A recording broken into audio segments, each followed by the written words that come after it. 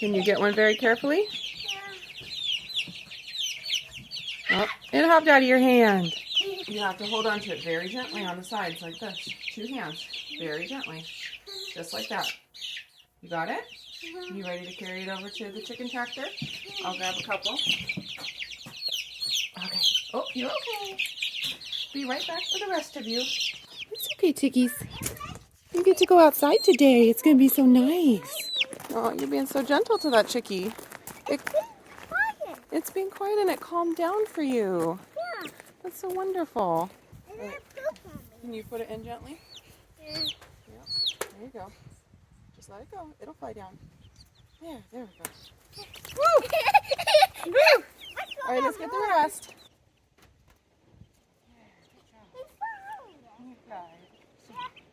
Probably she. There you go. Oh, go ahead. Go ahead. Let's go All right, can we get the last one? And then put your chickie down lower. Yep, there you go. I think I can see it. Aww. Is that your chickie? Yeah. All right, go ahead and put it in. He was right over there. Yeah, she did. Hey friends, welcome back to another Wellness Wednesday. Levi and I got the chickies taken care of this morning, and I was gonna sit down with you guys and weed the flower bed while I chatted with you, but it started misting and I thought the rain might start a little bit heavier, so we moved to the porch. We're entering into that part of spring where we'll have a beautiful day. Like yesterday, it was up to 70 degrees and gorgeous and almost felt like the beginning of summer. And then today it's all misty and foggy and gonna rain this afternoon and just goes back and forth like that. So first off, an update on how I'm doing getting back to my baseline diet like I talked to you guys about last week, and then I'll get into the topic of the video this week. Basically, I'm plugging along. It has taken longer than I anticipated to get my SHMEC back in check. If you don't know what I'm talking about, go back to last week's video. But it hit me really hard, really fast. Like I was doing really well for a long time. And then all of a sudden my body was like, nope, and put the brakes on. And it actually made me really, really thankful for how far I've come in my diet journey, or the way I eat, my eating journey. I don't know. I don't like the word diet, but that's what it is, my diet. Anyways, before I would, start a diet or plan or tweak or whatever, and, at first it goes fine. Your body's still in balance from, eating before, and then things kind of start to go off the rails, or your hunger or your cravings start to increase. But if you're not aware of the reasons for that, it's like that's where guilt and shame comes in so strongly. And you can, beat yourself up like, I was doing so well. Why all of a sudden do I feel like I can't, control these cravings? And why am I making these choices that I wasn't making before? I just need to go stricter. I just need to go harder. I just need to keep pushing. And I totally would do that. And that just makes it worse when you understand hormonally what's going on and why your hunger and your cravings are increasing because of your hormonal balance being off. The absolute opposite thing that you should do is what typically we do. And it just makes the snowball even worse. And that makes the guilt and the shame cycle even worse. And so just going through this and like recognizing very clearly what my body was doing and making adjustments for what my body needed. And then, being able to control coming out of that, it just makes me really thankful for how far I've come, and how just reminds me of how awful that was to live in that cycle. And my hope in sharing all of my journey like this, like the good, bad, and the ugly, is that some of you might be helped to get out of that cycle, because it's something that a lot of us struggle with. Just the whole diet culture here in America, especially, but it's even, beyond the American border and the Canada border, of course. And it can just be so destructive, in so many ways, mentally, emotionally, as well as physically. And just to be able to break free of that it's just a huge victory for me. So sometimes it's good to have experiences like that, and you can kind of look back and be thankful for how far you've come. So I am glad about that. It did take me a week and a half or so, and it really did take me a while to get the cravings under control. And when I am trying to get cravings and hunger and SHMEC back in check, the last thing I can do is restrict the amount of food I eat. So it's really important that I restrict the types of food I eat, because if I just go with my cravings to eat sugar or treats or whatever, that's just going to make it worse in the end. I know that. But I know also that I need to eat plenty of the foods that I know are good for nourishing me. And that's, primarily meats, and not just lean meats, but fatty meats, getting lots of fat and protein in, and just basically not letting myself get hungry, because those cravings, when those are there, it's so hard to resist. It's like hanging off the side of a cliff, or like a rubber band being stretched. It's like there's only so long that you can do that before the rubber band snaps back or you fall off the cliff, because you just can't maintain it. And so I know that when those cravings are there, I just need to eat as much as I want to, as much as I need, really nourish my body, and eventually my body does balance out. And that's where I feel like I am right now, and I've really come out of it. So I'm very thankful for that. But just happy to continue on with my baseline diet and go from there. So on to what I wanted to talk about in this video. A few weeks ago, I did a video about the myth of the perfect diet, and how I, went down that road of trying to perfect my diet, and I kept making tweaks, and I kept cutting things out and making changes. And eventually I got to the point where I was like, I can't keep going down this path. If I keep going down this path, there will be nothing left. And I have to accept imperfection in the world around me, and in my diet, and in my body, and basically learn to live within this imperfect world and this imperfect body, and figure out the balance of what I need to do in order to feel my best, but also not go crazy and cut out everything that could possibly have anything bad in it.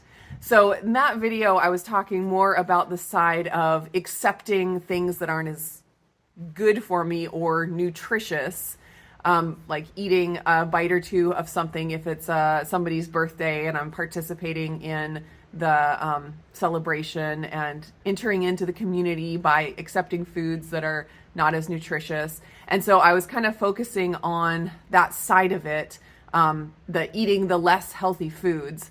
But after I made that video, and as I was thinking about it, I realized that I needed to talk about the other side as well, which is the side of realizing what you need to do and what you need to restrict in order to feel your best. Because like I said in the other video, it's a balance of, things that are enjoyable and give me pleasure, balancing with the things that make me feel good. Obviously, if I went out and ate a pizza, I would get pleasure from consuming that in the moment. It would taste amazing, but the way it makes my body feel is not worth the balance there.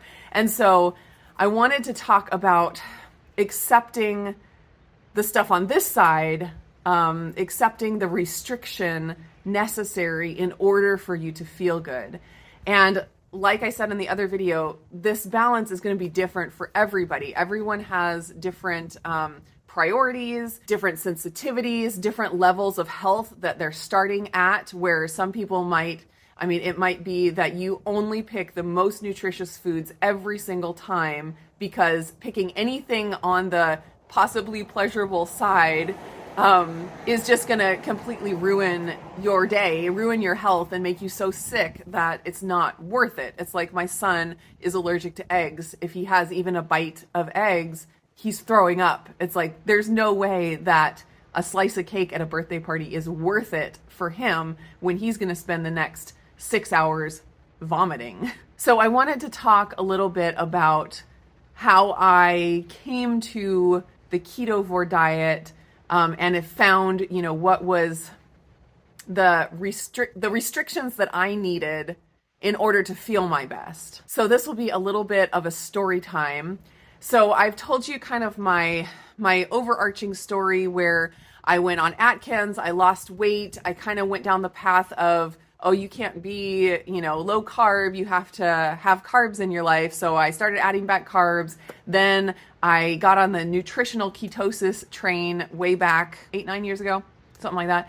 And that was when nutritional ketosis was the big thing. And I was like, all right, I'm going to give this low carb thing another try. Maybe I just didn't do it right.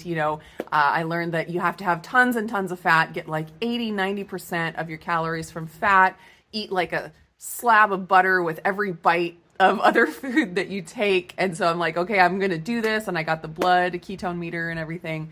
And I was trying to get my ketones up and went down that road for a while and felt absolutely terrible. I felt so bad. My SHMEC was so out of check. My hunger and my cravings were through the roof.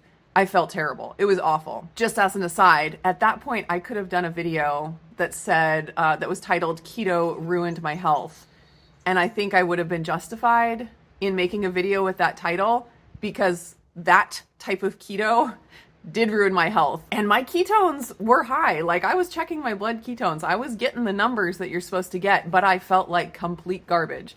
Anyway, so then I went on the path of, okay, I can't do keto. I need carbs. I didn't make the connection at that point that protein was the thing that I was lacking. I don't know what it would have been like if I had made that connection back then, but you can't go back and make a different decision. So that's the path I went with. I went down the, paleo primal, good carbs path with potatoes and sweet potatoes and all those good things. And going down that path, I didn't get fixed. I think my health was pretty good. I can't say it was bad. I was having kids through this time, so it's really hard to pick out, it's not an exact scientific experiment. Just so many things were different in my life through those years. And so, but I still had a lot of nagging health issues that I felt like weren't resolved. And so that it was about 3 years ago, little over 3 years ago now, that I decided to give the carnivore diet a try. This is back when the carnivore diet started becoming popular, and I was listening to all kinds of amazing people like Kelly Hogan and Laura Spath, and back when Carnivore MD was, not on the carb train. And I was like, oh my goodness, maybe this is what I was missing. Maybe this is the key. When I did keto, I didn't think I'd ever go back to anything like keto or low carb, but I was like, maybe this is the key. So I tried carnivore and I did it very strictly for 3 months and I felt great. And I was like, this is it. I found it. This is the key. It was the protein all along, and it wasn't the no carbs that was the problem. It was that I wasn't eating enough protein at the time. And it was this beautiful light bulb moment. And I was very excited about it. But that's when I got an offer to write a cookbook. And I was approached by a big publisher, asked to write a cookbook. That's when my channel was more focused on Instant Pot recipes and tips and tricks, because that's what YouTube was promoting of my stuff, and that's what people were following me for. And so that's the kind of content I was putting out. And I felt like I had I had gained a lot of popularity because of that, because of my recipes in Instant Pot, and they weren't all keto by any means. So I decided to take this opportunity to write this cookbook, and they made it very clear from the beginning what the cookbook was to be. It was part of a series, so I didn't have a lot of say in the types of ingredients. So they said it needs to have things like beans and rice and different things like that. And me, I think all foods can be healthy in certain contexts for certain people. And so I had no problems with writing a cookbook for people that contain those things. So I went on this journey that took about a year of the actual recipe development and creation and all of the, recipe testing and tasting and all of that. So it's like I put on the back burner this idea of carnivore or ketovore, and I decided to do something that I knew was not as good for my health, but people do things for their career that are not good for their health all the time. I mean, just think about football players and people that, stay up all night doing work, starting a business. It's like you do things that are less ideal for your health in order to do something else that you want, something that's a priority to you. And for me, writing this cookbook was an amazing opportunity. I'm so glad I did it. It was amazing. But when I finished and it was, published and all of that, and when my YouTube channel, I was kind of getting bummed out about making all these videos of these foods that I didn't feel like I could eat on a regular basis and maintain my health. But my YouTube channel was built on those things. And it was like, I kind of had this identity crisis. Here I am. I just spent a year creating this cookbook. I was at like kind of a crossroads where I could have gone down the path of, becoming a cookbook author. Like that's an opportunity out there. If I, used all kinds of ingredients, I could make amazing recipes and dishes and create YouTube recipe videos about them. And, that was like a path I could have followed, in my career, my YouTube cookbook writing career. But then at the same time, I was like, I feel like garbage when I eat this stuff. I just don't feel well eating it. And it's like I had, on both sides, like I want to feel as healthy as possible, but I also want, this path that's in front of me. Like this is what has been put in front of me to do. And because I had had that taste of doing the carnivore experiment and seeing how amazing I felt, it was really, really clear. Like before I had in my mind that I could figure out a way to be healthy while eating things like rice and beans, and even like lots of vegetables and sweet potatoes and potatoes, like a Whole30 or a paleo type diet.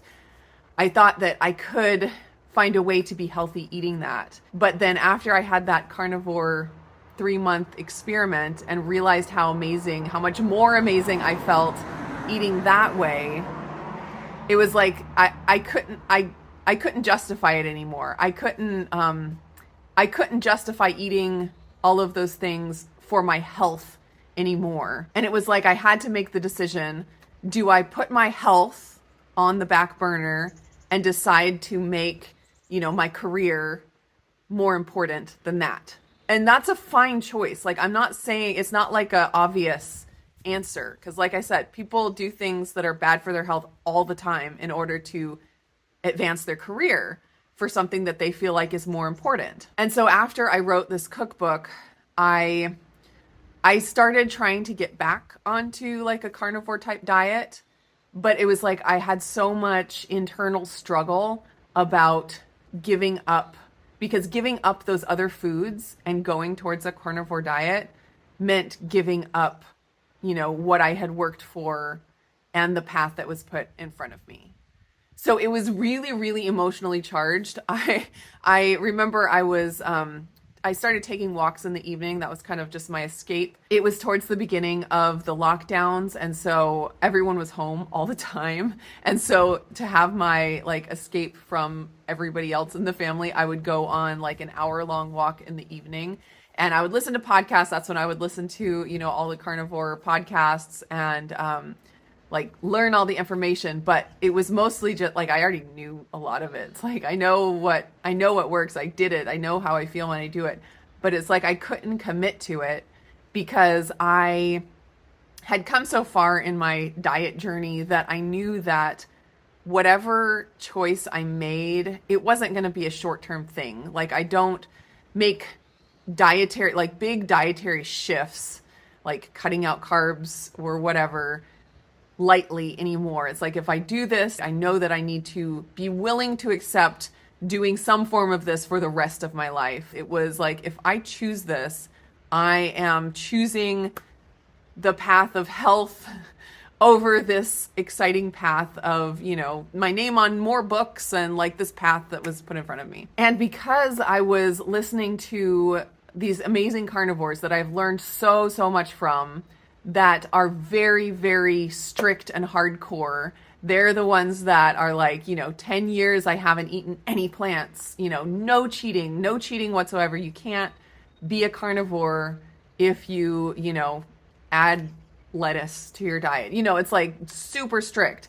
And in my mind at the time, I was thinking, that that was the only way for me to get the benefits that I saw from my 3-month carnivore experiment. And so I was like, if I accept this, I'm accepting all meat only, no plants for the rest of my life. So it took a lot of months of really struggling and not being able to fully accept a full carnivore diet. And it kind of happened gradually. Like I didn't decide to be ketovore instead, and then all of a sudden everything was fine. It really started to happen gradually because I knew I felt the best on mostly meat or all meat. So I just focused my diet on that, and then I started just having other things with the meat enough that the diet was enjoyable. And gradually just doing that, I came to realize that I could get most of the benefits, if not all of the benefits that I saw in my 3-month carnivore experiment without going completely 100% carnivore the whole time. And of course, that's going to be different for everybody depending on different food sensitivities and tolerances. And what I kind of came to gradually as I was starting to eat this way is that for me, it came down to eating enough protein. And it wasn't that cutting out all plants was the thing for me to, get my hunger and appetite and all that under control. It is for some people that I follow, and I hear them say that, and I totally believe them, that for them, getting rid of all the plants was the key for them to get their SHMEC in check. But what I found for me, as I just kind of slowly started basing my diet on meat, but not completely cutting everything else out, is that I could get my SHMEC in check without giving up everything besides meat. So I guess what I want to communicate with this whole rambling long story is that it didn't happen overnight for me to be at this place where I am okay with not having a perfect diet, where I can, if my SHMEC is in check, eat a bite or two of some kind of a treat, where I'm okay with not eating perfect foods all the time. It didn't happen overnight. I struggled for a lot of months to accept the strictness of the diet that I'm on, because I say my diet's not perfect and I eat less healthy food, but compared to a standard American diet, my diet is extremely strict. And it did take a lot of time and emotional energy and effort to accept that. And thankfully, I learned that I didn't have to accept as strict of a diet as I thought that I would have to accept, being full, complete, no plants carnivore. Turns out that I can be a little bit more ketovore. I can have a few vegetables, few things like coconut milk and, my MCT oil powder and my coffee and different things like that. And I can create a diet that's both pleasurable and gives me the health level that I want and that I'm comfortable with. But there was a lot of struggle and, feeling sorry for myself and like bargaining and all that stuff that goes into making a decision like this or learning this about yourself. And I don't want to portray that was easy and that it just happened. And because I know that it is very hard. And there's no exact perfect answer for everyone. I wish there was just a program and I could say, just do this such and such program and everyone that does it will find their diet bliss. It's just not like that. So I don't know if this video, this very long video, is helpful at all, but I do know that a lot of people are in that place of struggling. And when I do talk about feeling free to eat bites of this or that, I get comments from people saying that they're not in that place and they're struggling. And I just want you to know that I've not always been in the place that I am, and that I feel you and I have compassion, and it's not an easy place to be. And I do still have times where I have to work through, feeling sorry for the kind of diet that I have chosen for myself, the kind of diet I need to eat in order to be as healthy as possible. And it's not easy when you live in the Disneyland of food that we live in, where everyone around you, it feels like everyone around you is eating these amazing things and they're not overweight or they have good health. And you look at them and you're like, how can they eat that and have the health that they have? And of course, you know, if you dig down under the surface, there are things going on that they don't get away from just because they look thin on the outside, but that's for another time. So anyways, I hope that was somewhat helpful for those of you that have stuck around all the way to the end of this very rambly video. I hope you guys are all doing great. Let's chat down in the comments, and I will see you again in another video.